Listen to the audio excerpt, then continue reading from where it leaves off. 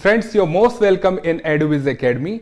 और आज हम जिस टॉपिक या जिस मुद्दे पे बात करने वाले हैं वो है एनसीईआरटी। एनसीईआरटी में हम इस वीडियो में हम जानेंगे कि एनसीईआरटी क्या है, एनसीईआरटी क्यों पढ़ना चाहिए, एनसीईआरटी कैसे पढ़ने चाहिए, और भी तमाम उलझने होती हैं स्टूडेंट की एनसीईआरटी को लेके कि सर एनसीईआरटी न्यू पढ़ें या ओल्ड पढ़ें, या किस क्लास से किस क्लास तक की एनसीईआरटी हमें पढ़नी चाहिए। तो इन सारी बातों का जवाब हमें इस वीडियो में मिलने वाला है। तो आप बहुत गंभीरता के साथ, बहुत पेशेंस के साथ इस वीडियो को लास्ट तक देखें, और उसके बाद शायद ही कोई आपका ऐसा क्वेश्चन होगा जिसका जवाब आपके पास नहीं होगा। तो आइए हम स्टार्ट करते हैं सबसे पहले इंट्रोडक्शन से, और उसमें जानते हैं कि एनसीईआरटी क्या है। तो जैसा कि यहां लिखा हुआ है, national council of education research and training, यानी एनसीईआरटी का जो फुल फॉर्म है वो ये है कि national council of educational research and training. यह एक गवर्नमेंट पब्लिकेशन की तरह काम करता है जो कंट्री में जो स्कूली एजुकेशन है उसके लिए बुक पब्लिश करता है। यानी जो एनसीईआरटी ऑर्गेनाइजेशन है वो क्या करता है, कंट्री के अंदर बुक पब्लिश करता है स्कूली शिक्षा के लिए। और ये जो हमारी बुक्स होती हैं उनका जो कंटेंट होता है, जो एनसीईआरटी बुक का कंटेंट होता है, उसको हमारी जो नेशनल एजुकेशनल पॉलिसी होती है उसके अकॉर्डिंग, उसके अनुरूप तैयार किया जाता है।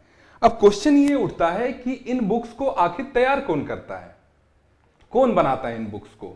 तो इन बुक्स को तैयार करते हैं गवर्नमेंट जो यूनिवर्सिटीज हैं इंडिया में, उनके प्रोफेसर और अदर जो स्कॉलर होते हैं, एजुकेशन के एक्सपर्ट होते हैं, वो उस पर काफी रिसर्च करने के बाद एनसीईआरटीज के बुक को तैयार करते हैं। ठीक है, अब नेक्स्ट देखते हैं, why should we study NCERT.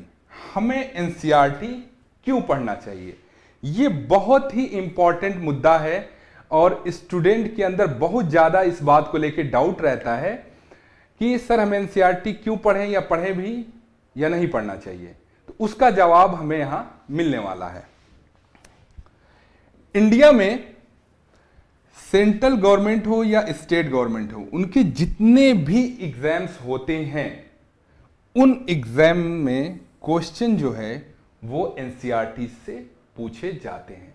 चाहे आप एनडीए का एग्जाम दे, या सीडीएस, या CAPF, IAS, PCS, CTET, state TET, TGT, PGT, police, SI etcetera, ये जितने भी एग्जाम होते हैं उन एग्जाम्स में क्वेश्चन जो है वो एनसीईआरटी से बनते ही बनते हैं। तो ये बात बिल्कुल क्लियर हो गई कि जब क्वेश्चन एनसीईआरटी से बन रहे हैं तो हमें एनी हाउ, हर कीमत पे एनसीईआरटी पढ़ना ही पढ़ना है। नेक्स्ट देखते हैं, एनसीईआरटी स्टूडेंट में कॉन्सेप्ट को डेवलप करती है और जो रटने वाली एजुकेशन है उसका विरोध करती है। एनसीईआरटी बुक आप जब पढ़ेंगे तो उसमें स्टार्टिंग में यही लिखा हुआ है कि आप जो है एनसीईआरटी से स्टूडेंट का कॉन्सेप्ट बिल्ड होगा। आप मल्टी डायमेंशनल अप्रोच से सोचें, चीजों को एनालाइज करें, तब जाके आप कंक्लूजन पे पहुंचें। और उसमें ये जो रटने वाली बुक्स होती हैं, जो रटने वाली बातें हैं, उनको साफ साफ एनसीईआरटी में मना किया गया है। नेक्स्ट पॉइंट देखते हैं, यह बुक नॉलेज को बाहरी दुनिया से जोड़ने पे जोर देती है, यानी प्रैक्टिकल नॉलेज की बात करती है। एनसीईआरटी बुक्स जो है वो प्रैक्टिकल नॉलेज की बात करती है। वो कहती है कि जो आप थियोरेटिकल सीख रहे हैं स्कूल में, जो बुक्स पढ़ के सीख रहे हैं, उसको बाहरी दुनिया के साथ कैसे तालमेल बैठाना है, वो स्किल सीखने की बात करती है। अब इसमें हमारा नेक्स्ट पॉइंट है, वो है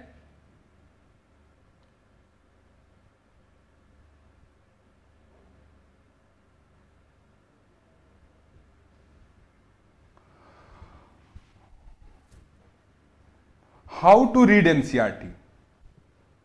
ये भी एक बहुत चर्चित सवाल है कि एनसीईआरटी को कैसे पढ़ें।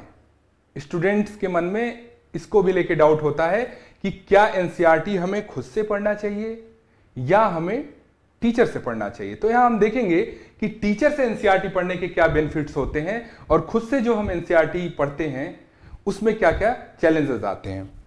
यहां देखिए, there are many concept that we can't understand by ourself, teachers explain them easily because they have experience. यानी एनसीईआरटी बुक जब हम टीचर से पढ़ते हैं तो उसमें बहुत सारे ऐसे कॉन्सेप्ट होते हैं जो हम खुद से पढ़ते हैं तो वो चीजें हमें समझने में प्रॉब्लम आती है। और हमारे पास हर टाइम तो कोई ऐसा होगा नहीं जो हमें एक कॉन्सेप्ट बैठ के बताए कि बेटा ये कॉन्सेप्ट ऐसा है वैसा है। तो वो जब हम टीचर से पढ़ते हैं तो टीचर इजिली उस कॉन्सेप्ट को एक्सप्लेन कर देता है और हमें समझने में आसानी होती है। नेक्स्ट पॉइंट ये है कि जो क्लास चलती है, जो हम टीचर से पढ़ते हैं, वो ऑडियो और वीडियो फॉर्म में होती है। और इसका बेनिफिट क्या होता है, मैं एक एग्जांपल से समझाता हूं। जब हम मूवीज देखें, आपने तो मूवीज देखी होंगी बचपन में, अभी भी देखते होंगे, तो मूवीज में क्या होता है, हमें वो बातें बहुत दिनों तक याद रहती हैं। क्यों? क्योंकि हम उसको ऑडियो और वीडियो फॉर्म में देख रहे हैं। तो इट मीन्स कि अगर हम टीचर से क्लास में पढ़ते हैं तो वो बातें हमें बहुत लॉन्ग पीरियड तक हमारी मेमोरी में रहती हैं। थर्ड पॉइंट ये है कि कौन सा चैप्टर ज्यादा इंपॉर्टेंट है, कौन सा कम इंपॉर्टेंट है, ये भी हमें स्टार्टिंग में समझने में प्रॉब्लम होती है। अगर हम टीचर के थ्रू पढ़ते हैं तो बहुत इजीली इंपॉर्टेंट पॉइंट्स टॉपिक को वो बताता है और किस पे कम ध्यान देना है वो भी ये बताता है। और सबसे इंपॉर्टेंट जो बात है वो ये है, how to interlink NCERT with current affair and advance book. चलो एनसीईआरटी तो हमने पढ़ लिया, लेकिन जब आगे आप बेसिक से एडवांस लेवल पे जाएंगे तो आपको यह समझ होनी चाहिए कि उस एनसीईआरटी को कैसे हम करंट अफेयर और एडवांस बुक से जोड़ सकें, क्योंकि ये सारी चीजें आपस में एक दूसरे से जुड़ी हुई हैं। ऐसा नहीं है कि आप एनसीईआरटी की हिस्ट्री पढ़ रहे हैं वो अलग है और एडवांस लेवल पे कोई हिस्ट्री की बुक पढ़ेंगे तो वो अलग हो जाएगी।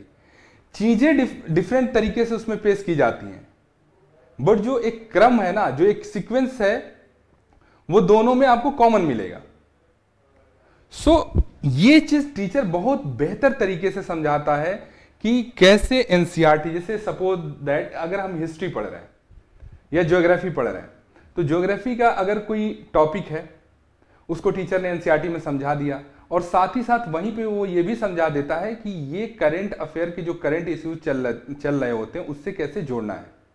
और आगे जब आप एडवांस बुक भी ज्योग्राफी की पढ़ेंगे तो उससे एनसीईआरटी को कैसे जोड़ना है ये भी सिखा देता है। अब पांचवा पॉइंट ये है कि एनसीईआरटी से क्वेश्चन कैसे पूछे जाते हैं। बिल्कुल ये बहुत एक इंपॉर्टेंट चीज है। आप एनसीईआरटी पढ़ लें यही एनफ नहीं है, उसमें आपको यह भी पता होना चाहिए कि एनसीईआरटी से क्वेश्चन बनते कैसे हैं और कैसे एग्जाम्स में ये पूछे जाते हैं। तो वो चीज जानना भी बहुत इंपॉर्टेंट है, जो टीचर की हेल्प से बहुत ज्यादा उसमें आसानी हो जाती है। अब आइए दूसरे पहलू को देख लेते हैं, जिसमें बात हो रही है कि अगर हम खुद से एनसीईआरटी पढ़ें तो वहां क्या क्या चैलेंजेस आते हैं। सबसे पहली बात यह है कि आप अगर खुद से पढ़ते हैं तो उसमें आप जो है डायरेक्शन लेस स्टडी हो जाती है, यानी दिशाहीन आपकी स्टडी हो जाती है। दिशाहीन कैसे? आपने चलो 6 to 12 तक की एनसीईआरटी खरीद ली और उसको लेके बैठ गए। अब एक बुक से दूसरी बुक कैसे जुड़ी है, इसमें कौन कौन से इंपॉर्टेंट टॉपिक है, कैसे पढ़ना है नहीं पता है, बस पढ़ रहे हैं ये पता है। तो लास्ट में क्या होगा कंक्लूजन, कि उससे जो बेनिफिट उठाना चाहिए था वो बेहतर ढंग से हम नहीं उठा पाएंगे। इसके अलावा और क्या चैलेंजेस आते हैं? ये चैलेंज आता है कि एनसीईआरटी को करंट अफेयर से कैसे जोड़ें, जो अदर जीएस के सब्जेक्ट्स हैं उससे कैसे इंटरलिंक करें। जब हम खुद से एनसीईआरटी पढ़ते हैं तो इस चीज को करना थोड़ा पॉसिबल नहीं होता है।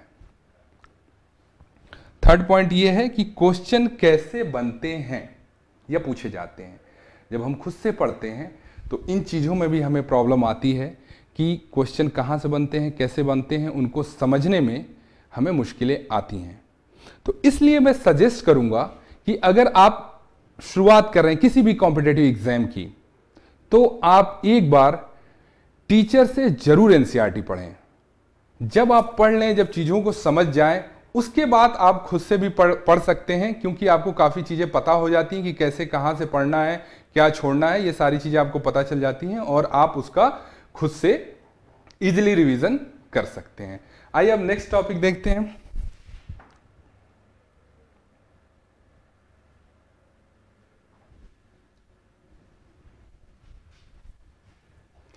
Confusion of students regarding NCERT, यानी एनसीईआरटी को लेके मैक्सिमम स्टूडेंट के अंदर जो कंफ्यूजन होता है, जो भ्रांतियां होती हैं, जो सवाल होते हैं, उन सारे सवालों का जवाब यहां हमें मिलने जा रहा है और शायद जिंदगी में फिर आपको एनसीईआरटी को लेके कंफ्यूजन नहीं रहेगा। इतना मैं बहुत जिम्मेदारी के साथ कह रहा हूं, क्योंकि लगभग मैंने कोशिश की है कि हर उस सवाल की जवाब देने की जो एनसीईआरटी को लेके स्टूडेंट्स को परेशान करती है। तो पहला क्वेश्चन हम देखते हैं, वो ये है कि सर हमें एनसीईआरटी पढ़ना चाहिए या नहीं पढ़ना चाहिए। तो मुझे नहीं लगता है कि इस बात का मुझे जवाब देने की जरूरत है, क्योंकि इससे पहले मैं उसी क्वेश्चन का जवाब दे रहा था जहां मैंने बताया कि एनसीईआरटी क्यों पढ़नी चाहिए। जब सिंपल सी बात है, हमें पता है कि जो एनसीईआरटी है उससे इंडिया के चाहे सेंट्रल गवर्नमेंट हो या स्टेट गवर्नमेंट हो, वहां जो कॉम्पिटिटिव एग्जाम में क्वेश्चन बनते हैं वो एनसीईआरटी से भी बनते हैं। तो इसलिए बहुत जरूरी है कि हम एनसीईआरटी पढ़ें। जरूरी क्या, मैं तो कहता हूं कंपलसरी, आप एनसीईआरटी पढ़ें ही पढ़ें।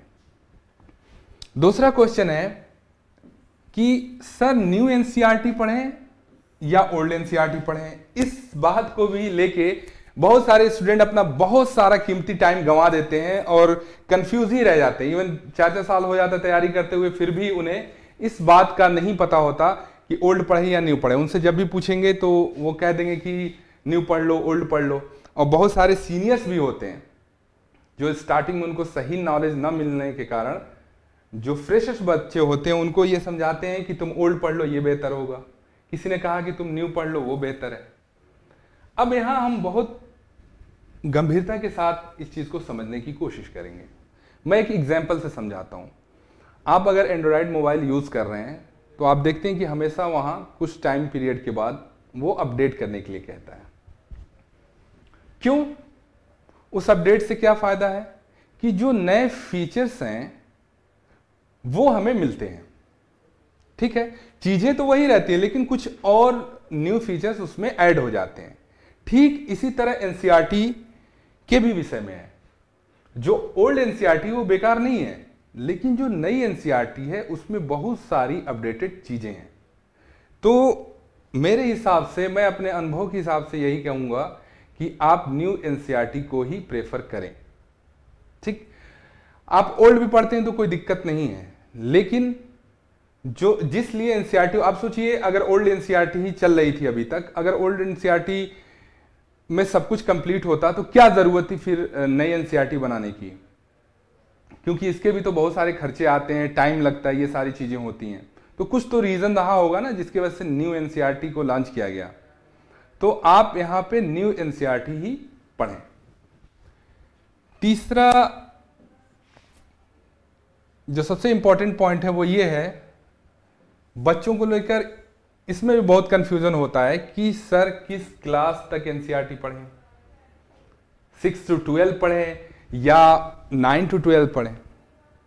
इसको भी लेके बहुत ज्यादा कंफ्यूजन रहता है और यहां हम उस कंफ्यूजन को सॉल्व करने वाले हैं। यहां 2 कैटेगरी के स्टूडेंट होते हैं मेनली। एक वो हैं जो कॉम्पिटिटिव एग्जाम की ऑलरेडी तैयारी कर रहे हैं, कंटिन्यू अपना अटेम्प्ट दे रहे हैं, और एक वो स्टूडेंट हैं जो बिल्कुल फ्रेशर है। ठीक, तो अब यहां हम जानेंगे कि क्लास 6 to 12 की एनसीईआरटी किन्हें पढ़नी चाहिए और किन्हें सिलेक्टेड एनसीईआरटी पढ़ना चाहिए। क्लास 6वीं से 12वीं तक की एनसीईआरटी उन स्टूडेंट को पढ़ना चाहिए जो स्कूलिंग में है। यानी अब मैं देखा हूं बहुत सारे स्टूडेंट मिलते हैं, एकेडमी में भी हैं, जो क्लास 9 से ही कॉम्पिटिटिव एग्जाम्स की तैयारी करना स्टार्ट कर देते हैं। तो उनके लिए बहुत ज़रूरी हो जाता है कि बहुत गंभीरता के साथ आप एनसीईआरटी को पढ़ें। तो जो भी स्कूलिंग जो बच्चे कर रहे हैं वो 6 to 12 तक की एनसीईआरटी को बिल्कुल चाट जाएं, बिल्कुल अपने दिमाग में बैठा लें। सेकेंड, उस कैटेगरी के स्टूडेंट हैं जो ग्रेजुएशन कर रहे हैं और वो भी कॉम्पिटिटिव एग्जाम्स की तैयारी साथ ही साथ कर रहे हैं। तो उन स्टूडेंट के लिए भी बहुत जरूरी हो जाता है, आपके पास टाइम भी है, आप इजिली 6 to 12 तक की एनसीईआरटी पढ़ सकते हैं और पढ़ना चाहिए। थर्ड, उस कैटेगरी के स्टूडेंट हैं जिन्होंने अपना ग्रेजुएशन और पोस्ट ग्रेजुएशन दोनों कंप्लीट कर लिया है, लेकिन कॉम्पिटिटिव एग्जाम्स की तैयारी करने के लिए वो अभी नए नए आए हैं मार्केट में। तो आपके पास टाइम है और बिल्कुल आपको एनसीईआरटी 6 to 12 पढ़ना चाहिए ताकि आपका बेसिक कॉन्सेप्ट बन सके। ठीक है, तो यहां हमने देखा 6 to 12 तक की एनसीईआरटी किन किन स्टूडेंट को पढ़नी चाहिए। जो अभी स्कूलिंग में है उन स्टूडेंट को बिल्कुल कंपलसरी पढ़ना चाहिए, जो स्टूडेंट ग्रेजुएशन कर रहे हैं उन्हें भी पढ़ना चाहिए, और जो स्टूडेंट ग्रेजुएशन या पीजी कर चुके हैं और वो कॉम्पिटिटिव एग्जाम्स की तैयारी करने के लिए आए हैं तो उन्हें बिल्कुल कंपलसरी 6 to 12 तक की एनसीईआरटी पढ़नी ही चाहिए। अब वहीं दूसरी तरफ वो स्टूडेंट हैं जो सिलेक्टेड एनसीईआरटी पढ़ते हैं। तो ये सिलेक्टेड एनसीईआरटी किस टाइप के स्टूडेंट के लिए है कि जो ऑलरेडी कॉम्पिटिटिव एग्जाम्स दे रहे हैं और इससे पहले वो किसी टीचर से और खुद से भी एनसीईआरटी 6 to 12 पढ़ चुके हैं। अब उनके पास क्या होता है, टाइम कम होता है, लिमिटेड टाइम होता है, उनको एडवांस बुक्स भी पढ़नी होती है, करंट अफेयर भी पढ़ता है और अदर चीजें भी पढ़नी पड़ती हैं। तो कॉन्सेप्ट तो क्लियर है ही है। अब वहां पे उनको सिलेक्टेड एनसीईआरटी पढ़नी होती है जिससे कम समय में वो एनसीईआरटी को कवर कर पाए। अब यहां कंफ्यूजन ये हो जाता है कि जो न्यू स्टूडेंट है, मान लो किसी रूममेट के साथ रह रहे हैं या उनका कोई सीनियर है, उनको देखता है कि भाई वो सिलेक्टेड एनसीईआरटी क्लास 11th की पढ़ रहा है, क्लास 12th की पढ़ रहा है, तो वो भी उससे मोटिवेटेड हो जाते हैं या इंस्पायर्ड हो जाते हैं कि क्यों ना मैं भी यही कर लूं। जबकि ये नहीं समझ पा रहे वहां उसकी कंडीशन क्या है, वो ऑलरेडी वो स्टूडेंट इसको पढ़ चुका है और ऑलरेडी एग्जाम्स दे रहा है, उसको कम टाइम में चीजें रिवीजन करनी है और आसानी से कर भी लेगा क्योंकि कॉन्सेप्ट तो उसको पहले से क्लियर है। आप फ्रेशर हैं और आपने क्लास 11th की एनसीईआरटी उठा ली, तो फिर आपको 6 पे लौटना ही पड़ेगा क्योंकि उसमें जो छोटे छोटे कीवर्ड्स होते हैं, बहुत सारे ऐसे कॉन्सेप्ट होते हैं जो नीचे से होकर ऊपर तक जाते हैं। तो ये बेवकूफी यहां पे आप बिल्कुल ना करें। सिलेक्टेड एनसीईआरटी उन्हीं के लिए है जो स्टूडेंट ऑलरेडी से पढ़ चुके हैं और कॉम्पिटिटिव एग्जाम्स कंटिन्यू दे रहे हैं। फ्रेशर के लिए सिलेक्टेड एनसीईआरटी नहीं है। अब नेक्स्ट क्वेश्चन देखते हैं। ये भी स्टूडेंट बहुत ज्यादा पूछते हैं कि सर एनसीईआरटी कितनी बार पढ़ें और कब तक पढ़ें। तो मेरी ये एडवाइस है कि स्टार्टिंग में एटलीस्ट आपको 2 से 3 बार एक एनसीईआरटी के बुक को जरूर पढ़ें। सामान्यतः ऐसा होता है, होना चाहिए। अब हर इंसान की अपनी ब्रेन की जो क्षमता है वो अलग अलग होती है। कोई स्टूडेंट ऐसा है कि जो दो ही बार में पढ़ के वो काफ़ी चीज़ें समझ जाता है। बहुत सारे स्टूडेंट हैं जो 5-6 बार भी पढ़ लेते हैं फिर भी उनके दिमाग में कॉन्सेप्ट नहीं बिल्ड हो पाता है। तो वो आप अपने अपने हिसाब से देख लेंगे कि कितनी बार में आपको चीज़ें समझ में आ रही हैं। बट जनरली आपको 2 से 3 बार एक बुक को पढ़ना चाहिए। नेक्स्ट ये है कि सर कब तक। तो इसका जवाब यह है unless your basic concept is clear.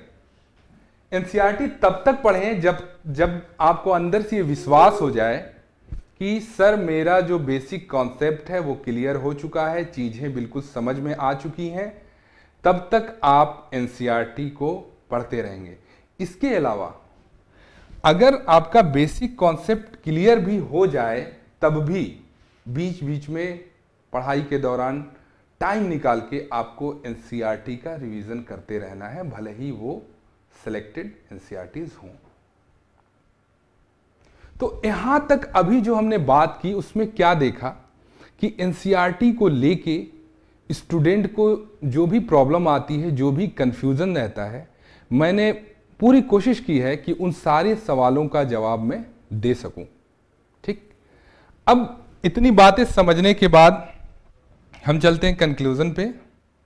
और कंक्लूजन ये है कि अगर आप इंडिया में सेंट्रल गवर्नमेंट या स्टेट गवर्नमेंट के किसी भी एग्जाम की तैयारी कर रहे हैं, किसी भी एग्जाम, चाहे वो एनडीए हो, सीडीएस हो, सीएपीएफ हो, एसएससी हो, टीचिंग का कोई एग्जाम हो, सीटेट हो, यूपीटेट हो, टीजीटी हो, पीजीटी हो, हर एग्जाम के लिए आपको स्टार्टिंग में एनसीईआरटी जरूर पढ़ना चाहिए, क्योंकि जनरल स्टडीज के जो क्वेश्चन आते हैं उनका जो रूट है वो एनसीईआरटी है। तो कंक्लूजन यही है कि आप कंपलसरी एनसीईआरटी आपको पढ़ना चाहिए। ठीक, इसके अलावा आपको हमारे इस चैनल पे एनसीईआरटीज के सारे वीडियोस जो डेमो हैं वो स्टार्टिंग में मिलेंगे, लेकिन अगर आप कंप्लीट कोर्स करना चाहते हैं तो वीडियो के नीचे लिंक दिया हुआ हमारे ऐप का, वहां जाएं और वहां से फुल एनसीईआरटी कोर्स को परचेस करें। और वीडियो के नीचे ही हमारा टेलीग्राम नंबर का लिंक दिया गया है, उस टेलीग्राम से जुड़ें, जिसमें आपको कॉम्पिटिटिव एग्जाम से रिलेटेड कंटेंट मिलेंगे। साथ ही साथ उसमें हमारे जो टीचर्स की टीम है और जो हमारे एक्सपर्ट की टीम है वो भी उस ग्रुप के मेंबर हैं। और जो भी आपको पढ़ने के दौरान किसी भी तरह की प्रॉब्लम आती है, कोई भी क्वेश्चन है, कोई भी डाउट है, उसमें वो आपकी हेल्प करेंगे।